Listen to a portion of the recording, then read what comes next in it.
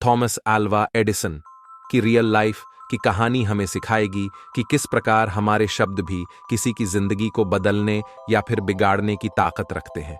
एक बार एक छोटा बच्चा स्कूल से दौड़ता हुआ आया और सीधा अपनी माँ के पास गया। माँ के पास पहुंचकर उसने अपने स्कूल बैग में से एक लेटर निकाला और अपनी माँ को वो लेटर देते हुए बोला, ये मेरी टीचर ने सिर्फ आपको देने को कहा है, आप इसे पढ़कर मुझे भी बताओ कि इसमें क्या लिखा हुआ है। उसकी माँ ने वो लेटर खोला और पढ़ा तो वो थोड़ा उदास सी हो गई।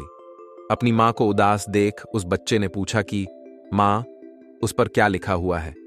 उसकी माँ मुस्कुराई और बोली, बेटा, आपकी टीचर ने लिखा है कि आपका बेटा बहुत ही इंटेलिजेंट है और उसे पढ़ाने के लिए हमारे स्कूल में अच्छे टीचर नहीं हैं, तो कल से आप अपने बच्चे को घर पर ही पढ़ाएं और इसे स्कूल ना भेजें।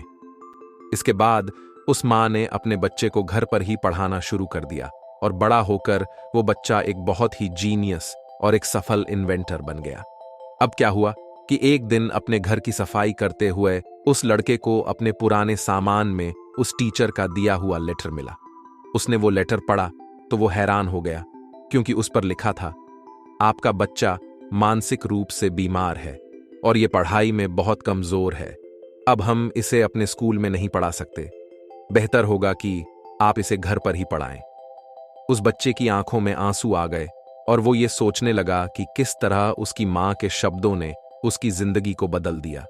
और वह बच्चा कोई और नहीं, थॉमस अल्वा एडिसन ही है, जिन्होंने 1000 बार फेल होने के बावजूद भी लाइट बल्ब का आविष्कार किया।